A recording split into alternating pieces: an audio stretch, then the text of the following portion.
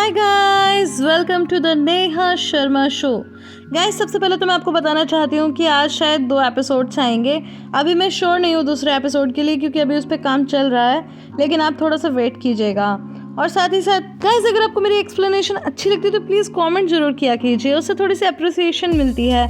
और वीडियो को लाइक करना तो गलती से भी मत भूलना, और प्लीज़ ऐड को भी स्किप मत किया कीजिए, इससे मुझे थोड़ी सी फाइनेंशियल हेल्प मिल जाएगी।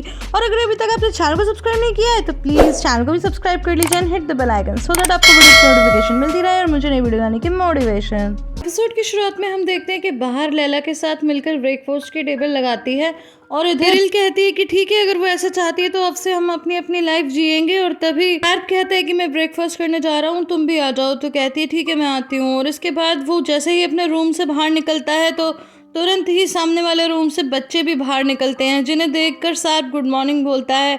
तो डोरुक भी तुरंत ही गुड मॉर्निंग बोलता है, लेकिन उसके बाद सान भी उससे गुड मॉर्निंग बोलती है और फिर वो दोनों बच्चों को खुशी से अपने गले लगा लेता है। इसके बाद दोनों बच्चे हंसते हुए ब्रेकफास्ट के लिए वहां आ जाते हैं। बाहर भी अपने मुस्कुराते हुए बच्चों को देखकर मुस्कुराने लगती है। और उसके बाद नेक्स्ट सीन में हम देखते हैं कि पेरल अपने रूम में चार्जर निकालती है और जानबूझकर उसे सॉकेट में लगा देती है। थोड़ी देर बाद जब वहां पर लैला आती है और कहती है कि मैं रूम साफ कर देती हूँ, तो पेरल बोलती है कि ठीक है, तुम रूम को साफ कर दो, लेकिन दरवाज़ा खुला रखना और सॉकेट में जो चार्जर लग रहा है उसे भी लगे रहने देना। तो लैला कहती है कि ठीक है। इसके बाद हम चारों को बैठकर ब्रेकफास्ट करते हुए देखते हैं कि तभी वहाँ पेरल भी आ जाती है और सबको गुड मॉर्निंग बोलकर बोलती है कि मुझे आने में थोड़ी देर हो गई, आई एम सॉरी, लेकिन बाहर कहती है कि आओ बैठो। लेकिन निशान उसे लगातार ध्यान से देख रही थी। बाहर बोलती है तुम्हें एग बॉइल्ड पसंद है तो मैंने तुम्हारे लिए वो बनाए हैं, लेकिन निशान और डोरुक एप्रिकॉट पसंद करते हैं तो उनके लिए वो। तो सार्प कहता है मेरी तरह, तो वो कहता है कि हाँ, और दोनों एक दूसरे को मुस्कुराते हुए इशारा करते हैं। थोड़ी देर बाद बाहर कहती है डोरुक से कि बेटा तुमने ठीक से कपड़े तो पहने नहीं है, तुमने अपना कार्डिगन भी नहीं पहना, जाओ जाकर पहन के आओ। तो वो ऊपर जाता है रूम में और कार्डिगन पहनता है, लेकिन जब वो बाहर आता है तो देखता है कि पेरिल का रूम तो खुला हुआ है। तो इधर उधर देख के वो पेरिल के रूम में घुस जाता है और उसे सॉकेट पर चार्जर लगा हुआ मिल जाता है, जिसे वो जल्दी से अपने पॉकेट में रखता है और दौड़ता हुआ नीचे आ जाता है और एक बार फिर से अपनी टेबल पर बैठकर खाना खाने लगता है। नेक्स्ट सीन में हम एमरे को कुछ परेशान सा बैठा हुआ देखते हैं और फिर तभी वहाँ पर ईडिल आती है और कहती है क्यों, हो गई मेरी मॉम से बात? तो वो कहता है कि हाँ हो गई। तो क्या कहा उन्होंने? वो बोलता है उन्होंने फोन काट दिया। तो वो हंसने लगती है, चिढ़ाते हुए कहती है कि क्या कुछ ठंडा पानी लोगे तुम? नेक्स्ट सीन में निशान की फॉग नीचे गिर जाती है तो वो टेबल से झुककर लेने लगती है, लेकिन तभी उसका ध्यान सामने की तरफ जाता है जहाँ डोरुक की पॉकेट से चार्जर लटका हुआ था। तो वो वापस ऊपर बैठ के कहती है कि मॉम मुझे नहीं मिल रही, आप ढूंढ दो। कह रही क्या बातें कर रही हो? फिर नीचे झुककर देखती है तो उसका ध्यान भी वहीं जाता है। उन लोगों की ये बातें पेरिल भी नोटिस कर लेती है और इसके बाद बाहर कहती है मैं तुम्हारे लिए दूसरी साफ सुथरी फॉक लेकर आती हूँ। किचन से लौटते वक्त वो डोरुक के पास आती है और कहती है कि बेटा तेरी कमर दिख रही है, ठंड लग जाएगी, ढक ले। और बहाने से चार्जर को पॉकेट के अंदर कर देती है। सीन में हम शीरीन को शॉप के अंदर देखते हैं, जहाँ पर शॉप ऑनर उसे समझा रहा होता है कि यहाँ पे कर्टेन रखे हैं, यहाँ पर दूसरे कपड़ों के फैब्रिक रखे हैं वगैरह वगैरह। और कहता है और इसके बाद वो कहता है कि मैं एक मशीन लेने के लिए 1 घंटे के लिए बाहर जा रहा हूँ और अब शॉप तुम्हारे हवाले है, अगर कुछ भी प्रॉब्लम हो तो मुझे कॉल कर लेना। शीरीन बोलती है डोंट वरी अंकल दुंदार, हैव अ गुड डे। जाते जाते मिस्टर दुंदार कहते हैं कि अपने लिए एक चाय ऑर्डर कर लेना, और जैसे ही वो जाते हैं तो बहुत ही अजीब सा मुंह बनाती है। नेक्स्ट सीन में हम देखते हैं कि मिस्टर एनवर कैफे में आते हैं मिसेस हतीजे के पास। तो वो कहती हैं कि तुम यहाँ क्यों आए हो? तो वो कहते हैं कि बस मैं तुम्हें और ज़ेदा को कॉन्ग्रेचुलेशन कहने के लिए बुके देने आया था। तो वो कहती हैं कि इसकी क्या ज़रूरत थी, हम तो यहाँ पर टेम्प्रेरी हैं। तो बोलते हैं क्योंकि तुमने नया काम शुरू किया है तो इसीलिए मुझे भी बहाना मिल गया और बस मैं ये देते ही चला जाऊँगा। इसके बाद वो मिस्टर एनवर को किस करती हैं। इतने में एमरे भी वहाँ आ जाता है तो मिस्टर एनवर बोलते हैं कि हतीजे को बिल्कुल पसंद नहीं है कि मैं उसके काम वाली जगह पे आऊँ, तो इसलिए मैं चलता हूँ। लेकिन एमरे बोलता है कि मैं तो आपको कॉफ़ी पिए बिना जाने नहीं दूंगा, आप यहीं बैठ जाइए। तो फिर वो बैठ जाते हैं और जब मिसेस हतीजे जाने लगती हैं तो वो कहते हैं कि हतीजे मुझे तुमसे कुछ इंपॉर्टेंट बात करनी है। तो वो कहती है एनवर अभी तो मैं काम कर रही हूँ। लेकिन एमरे कहता है कि अरे अभी कहाँ क्राउड है, और वैसे भी अगर मिस्टर एनवर इतनी दूर तक चलकर आए हैं तो फिर आप भी यहीं बैठ जाइए, कर लेते हैं बात। और फिर वो पूछता है कि आप कैसी कॉफ़ी लोगे? तो वो कहते हैं सिंपल, और उसके बाद वो ऑर्डर कर देता है। और फिर वो ये भी कहता है कि अगर आप लोगों को कोई पर्सनल बात करनी है तो मैं यहाँ से जाऊँ? तो मिस्टर एनवर कहते हैं नहीं नहीं, ऐसी कोई पर्सनल बात नहीं करनी। एनवर बोलते हैं कि चूंकि हमारे पास एक रूम खाली है तो क्यों ना हम उसे रेंट पर चढ़ा दें। लेकिन मिसेस हतीजे मना करने लगती हैं कि किसी स्ट्रेंजर को घर पे क्यों बुलाएं। और तभी वहाँ पास से ईडिल गुजरती है तो जिसे देखकर एम्बरे मुस्कुराने लगता है। वो इशारे से पूछती है क्या हुआ, तो कहता है कुछ नहीं। उस टाइम में बोलते हैं इतनी जल्दी ना मत बोलो, थोड़ा सोच लो। तो कहती है कि ठीक है। नेक्स्ट सीन में 3 लेडीज शिरीन की शॉप पर आती हैं और पहली लेडी कहती है कि क्या मुझे ब्लैक कलर का फैब्रिक मिलेगा, और शिरीन लगातार मोबाइल चलाती रहती है और कहती है कि वो तो हमारे पास है ही नहीं। तो थोड़ी देर बाद दूसरी लेडी कहती है कि क्या मुझे पॉपिंस का ब्लू कलर का फैब्रिक मिलेगा, तो बोलती है अनफॉर्चुनेटली वो भी नहीं है।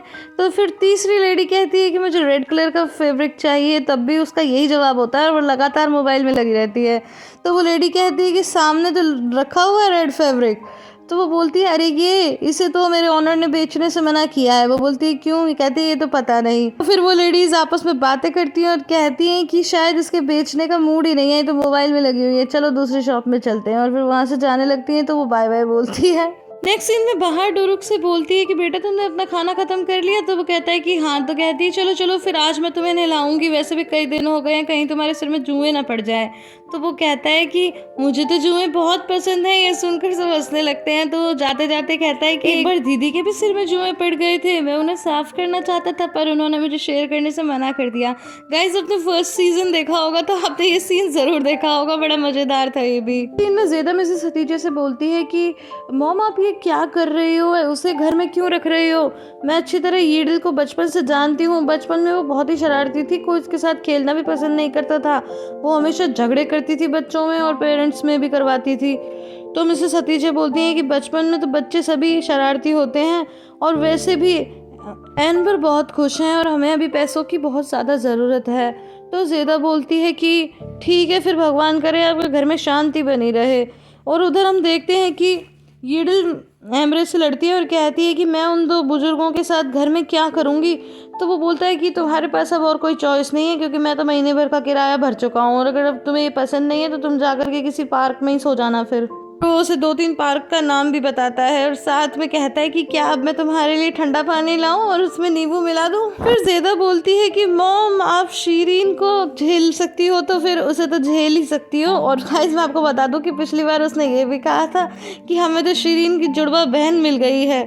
तो फिर मिसेस हतीजे कहती हैं कि मेरी बेटी बचपन में ऐसी नहीं थी, वो तो बहुत ही अच्छी थी और बहुत ही क्यूट थी, लेकिन जब बाहर वापस मेरी ज़िंदगी में आई तो उसका थोड़ा सा माइंड डिस्टर्ब हो गया। तो ज़ेदा बोलती है मॉम वो शुरू से ही ऐसी थी, बस वो छुपा के रखती थी और अब सबके सामने आ गया। तो मिसेस हतीजे बोलती हैं कि बेटा ऐसे नहीं कहते, तुम्हारा भी एक बेटा है और शिरीन मेरी बेटी है। ज़ेदा बोलती है हाँ हाँ मॉम ठीक है। तो ऐसे बात करते करते वो बर्तन मांज रही थी तो बुरी तरह उसका हाथ कट जाता है। ये देखकर मिसेस हतीजे कहती है अरे, और उसका हाथ वो किसी तरह टिश्यू पेपर से दबाते हैं और तभी वहाँ पे एम्बरे आ जाता है और पूछता है कि ये क्या हुआ, चलो मेरे साथ जल्दी मेडिकल शॉप पे। तो वो कहती है नहीं नहीं हम संभाल लेंगे, पास में मेडिकल शॉप है। और फिर मिसेस हतीजे और ज़ेदा मेडिकल शॉप पर चले जाते हैं। एक सीन में मोबाइल चार्ज हो जाने के बाद बाहर एक बार फिर से ज़ेदा को कॉल करती है, लेकिन ज़ेदा तो ऑब्वियसली वहाँ पर थी नहीं, तो एम्बरे ने कॉल अटेंड कर लिया। ये देखकर कि कॉल लग गई निशान बहुत ज़्यादा खुश हो जाती है। तो वो बताता है कि ज़ेदा का हाथ कट गया था, इसीलिए अभी वो मेडिकल शॉप पर गई है, लेकिन सब कुछ ठीक है, इतना ज़्यादा नहीं लगी है। फिर वो कहता है कि बाहर मेरी सांत्वना तुम्हारे साथ है। ये सुनकर बाहर थोड़ी कंफ्यूज हो जाती है और पूछती है कि तुम्हारे सांत्वना मतलब मुझे दुखी क्यों होना चाहिए। वो कहता है ओह सॉरी, मुझे लगता है कुछ गड़बड़ कर दी। वो कहती है कि क्या मतलब, बताओ मुझे ऐसा तुमने क्यों कहा कि तुम्हारी सांत्वना मेरे साथ है, मुझे दुखी क्यों होना चाहिए।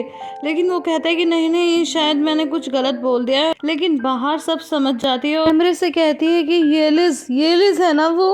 और उसे तब अपना सपना याद आता है एक बार फिर से कि कैसे उस दिन उसके पापा येलिस को ब्लैक और उसे वाइट कलर का रोज़ देते हैं, और साथ ही जब येलिस वो रोज़ बाहर को देने लगती है तो वो इशारे से मना करते हैं। ये जानते ही वो रोने लगती है और बच्चे पूछती है कि मॉम क्या हुआ, आप रो क्यों रही हो, बताइए ना क्या हुआ। तो वो अपने दोनों बच्चों का हाथ पकड़ती है और उन्हें कमरे से बाहर निकाल के कमरा लॉक कर लेती है और तड़प तड़प के रोने लगती है तेज तेज। और इसी के साथ आज का ये एपिसोड यहाँ पे खत्म हो जाता है। गाइस आई होप आपको ये वीडियो पसंद आई होगी। अगर पसंद आई है तो इसे लाइक शेयर एंड कमेंट करना बिल्कुल भी ना भूलें। फिर मिलती हूँ अगली वीडियो में, तब तक के लिए bye bye and take care.